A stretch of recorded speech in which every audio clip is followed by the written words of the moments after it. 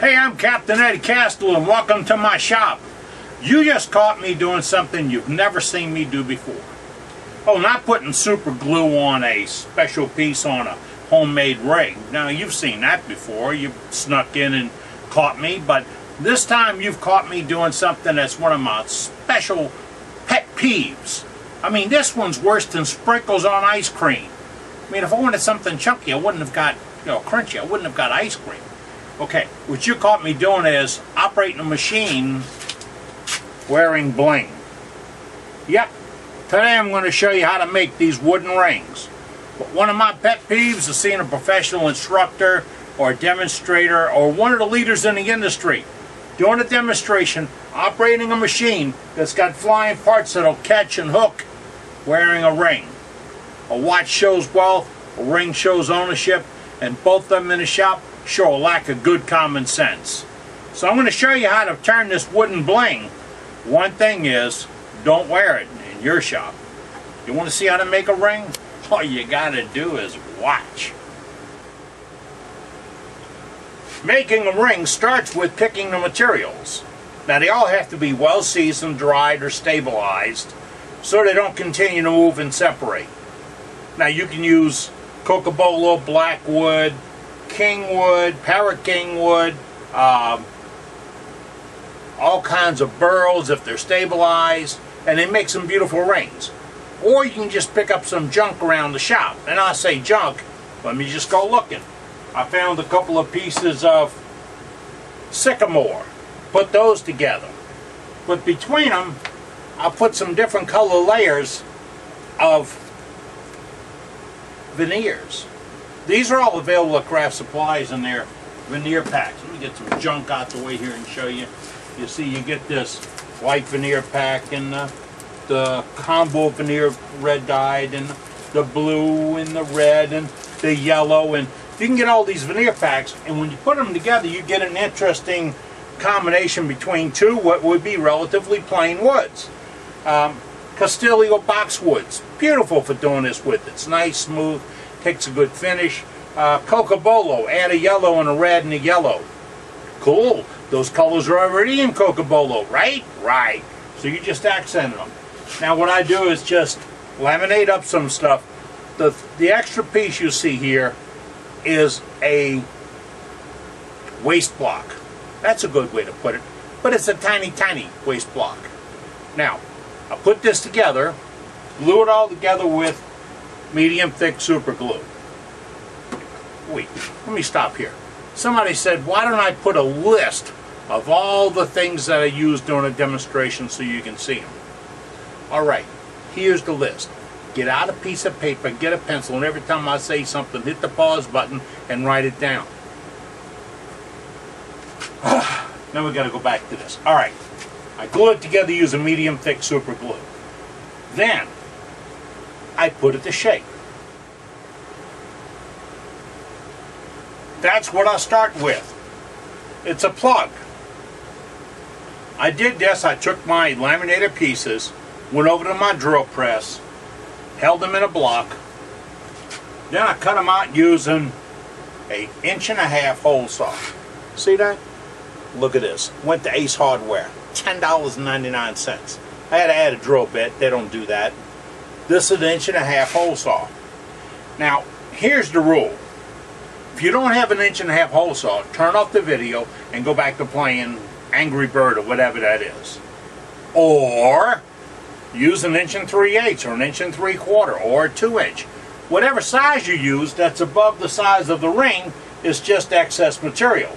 So I found with the 22.5 millimeter ring, which my big milk bottle fingers fit, I need an 1.5 inch of wood.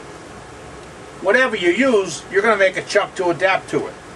So you cut the plugs out 1.5 inches, and I have the two pieces, the color ply, and my waste block all right there. Have another one out of Purple Heart with a yellow or white. And this is a beautiful burl from New Orleans City Park's oak tree that died of chainsaw disease right after Hurricane Katrina. Beautiful burl. I want to see how this comes out. Then I've got some form ply or some color ply. See, I've gotten 2 out of that. I'm going to cut them off, and so I think I can get a 3rd out of this block. So, using up shop scraps, that's what I did. Now, once you've got your plug cut, you're ready to go to the lathe. And by the way, in a minute, I'm going to show you 2 different chucks and 2 different rigs going in a chuck. If you don't have a chuck, don't tune me out. The very next video from this is going to show you how to do it without a chuck. And I mean really, without a chuck. So this time I'm going to do it with a chuck. And the very next video is going to cover without a chuck. Because I know with the economy and everything, things can be rough. So watch. This is my holding chuck for the ring. It's a block of 1.5 inch material. I put a foot on it so I can put it in my chuck.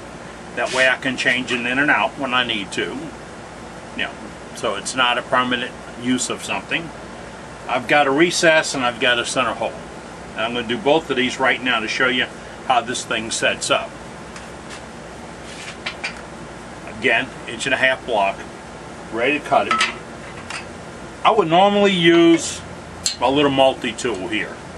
If you don't have one, I'm going to use the cutter I showed a couple of weeks ago for concentric cubes, because they'll all do the same thing. First off, let's put a center hole and get it out of the way. Then we're going to create a pocket for that 1.5 inch plug. The plug is not 1.5 inches. Oh, by the way, if you like these cutters, I do have them on my website. And that's the only sponsor I have on the show. So support my sponsor, please. Now, I could do the caliper thing and all that, but I got to be a little bit larger. You know, what they call it, skosh more.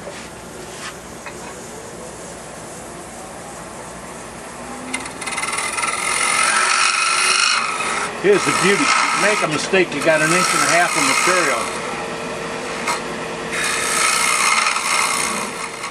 With the hole being made, I went back to my multi-tool to finish it out. A little more comfortable with it. I'm ready to put my plug in. Now the plug fits in there fairly snug. And you want it to fit fairly snug. But that's not going to hold that plug for you to turn a ring. Okay, but yeah, it will. I'm messing with you, of course.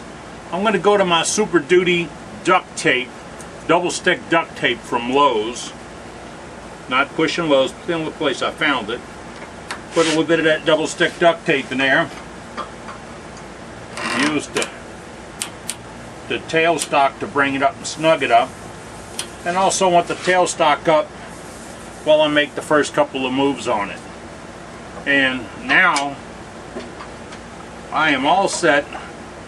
Bring up the tool rest, get everything ready, get creative, and turn this ring.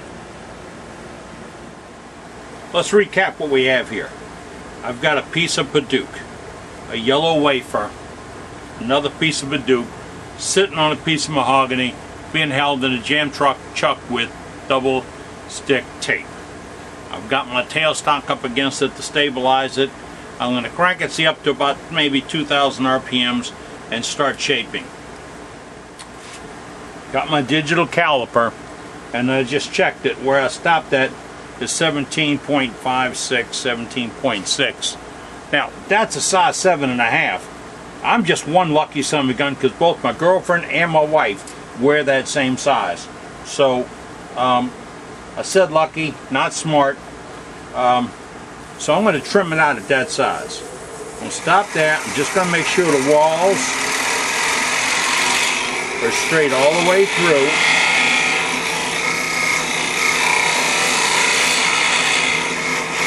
Now, that's ring. Everything after that was dead block. Now, that's ready. What will we do? We will sand a little bit. Bring the speed down to under 1,000. I'm going to stick a little 220, 320, 400, 600. Put it in there. shape it up a little bit, soften this outside corner just a little bitty bit. Not a lot, because it's hard to do the other one. And then I'll probably wipe a little bit of super glue in there just to cure it up.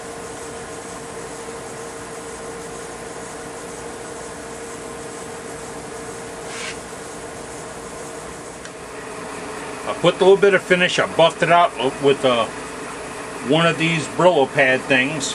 I'm going to use my shop-made Scott parting tool. Go ahead and part it off easily. I don't want to over-hog into it and split anything or tear anything up, because I'd rather crack on this side than this side. See what I have now? Step 2. Don't get nervous now, you've seen another chuck. I told you, the very next video in the series will show you how to do it without a chuck. And this piece could have been made to fit into the standard chuck, and with an extension, you know, if you're shop playing, you can do it. This is tapered from here to here. This is about 5 inches long. This runs from about 1/2 inch to about 7/8 of an inch. So I can get a size 7.5 on right there, and a size 13.5 way back here. Before we turn it on, let me show you what I did. I brought the tailstock up. That pushed on the end here with the gap. The gap got wider in my pieces, just like driving a wedge. This is on there a little bit snugger. Snugger? Yeah, that's a technical term for snug. Okay, I'm going to go back up. Speed again, 2,000 RPMs. Back with the shop-made Scott parting tool. I'm going to clean up my leftovers right there. I'm going to go a little bit negative right there. That's a throwaway mandrel if you didn't catch that. Now I'm spinning. That ring is extremely too thick. Way too thick. So I'm going to bring the size down. I can use almost any tool in the shop. My baby Ellsworth. After I get it down to where I want it at. Start in with a little, well, that's 150. That's like a brick from the garden, isn't it?